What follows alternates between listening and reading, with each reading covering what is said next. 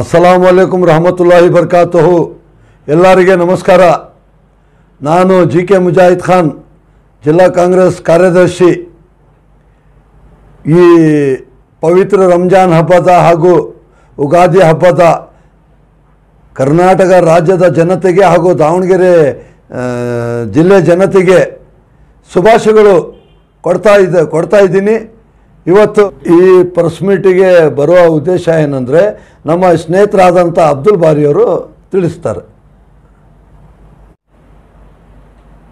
ಆತ್ಮೀಯ ನನ್ನ ಎಲ್ಲ ಕರ್ನಾಟಕದ ಶತಕೋಟಿ ಕನ್ನಡಿಗರಿಗೆ ನಮಸ್ಕರಿಸುತ್ತಾ, ಈ ದಿನ ಈ ಪತ್ರಿಕಾಗೋಷ್ಠಿಯ ಉದ್ದೇಶ ಏನಂತ ಹೇಳಿದರೆ, JK ಮುಜಾಹಿದ್ ಖಾನ್ ರವರು ಹಲವಾರು ವರ್ಷಗಳಿಂದ ಕಾಂಗ್ರೆಸ್ ಪಕ್ಷದಲ್ಲಿ ದುಡಿಯುತ್ತಾ ಈ ಕಾಂಗ್ರೆಸ್ ಪಕ್ಷಕ್ಕಾಗಿ ತನ್ನ ಜೀವನವನ್ನೇ ಮುಡಿಪಿಟ್ಟು ಯಾವುದೇ ಒಂದು ಹುದ್ದೆ, ಯಾವುದೇ ಒಂದು ಆಸೆ ಆಕಾಂಕ್ಷೆ ಇಲ್ಲದೆ, ಪ್ರತಿಫಲ ಇಲ್ಲದೆ ಈ ಕಾಂಗ್ರೆಸ್ ಪಕ್ಷಕ್ಕೆ ಹಲವಾರು ವರ್ಷಗಳಿಂದ ದುಡುಕೊಂಡು ಬಂದಿರುತ್ತಾರೆ.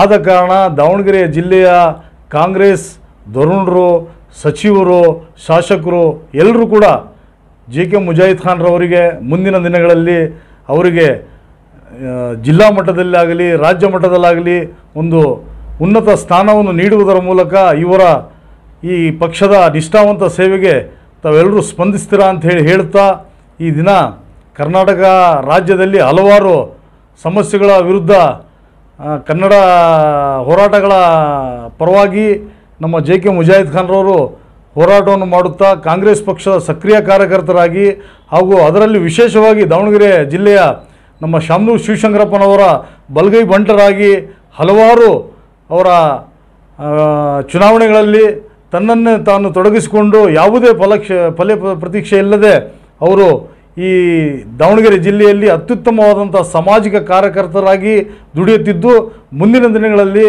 ಜಿಲ್ಲಾ ಉಸ್ತುವಾರಿ ಸಚಿವರಾದಂಥ SS ಮಲ್ಲಿಕಾರ್ಜುನರವರಾಗಲಿ ಹಾಗೂ ಲೋಕಸಭಾ ಚುನಾವಣೆಯಲ್ಲಿ ಶ್ರೀ ಪ್ರಭಾ ಮಲ್ಲಿಕಾರ್ಜುನರವರು ಅತ್ಯಂತ ಜಯಭೇರಿಯಾಗಿ ಅವರು ಗೆಲುವು ಸಾಧಿಸುವ ಮುಖಾಂತರ ಇವರಿಗೂ ಕೂಡ ಒಂದು ಒಳ್ಳೆಯ ಸ್ಥಾನ, ಉನ್ನತ ಸ್ಥಾನ ಸಿಗಲಂತೆ ಹೇಳಿ ಹಾರೈಸುತ್ತಾ, ಈ ಒಂದು ಪತ್ರಿಕಾಗೋಷ್ಠಿಯ ಮುಖ್ಯ ಉದ್ದೇಶ ಇದೆ ಅಂತೇಳಿ ನಾನು ಭಾವಿಸುತ್ತಾ, ಈ ಪತ್ರಿಕಾಗೋಷ್ಠಿಯನ್ನು ನಾನು ಅಬ್ದುಲ್ ಬಾರಿ ಆದಂಥ ನಾನು ಮುಗಿಸ್ತಿದ್ದೇನೆ. ಜೈ ಹಿಂದ್, ಜೈ ಕರ್ನಾಟಕ ಮಾತು.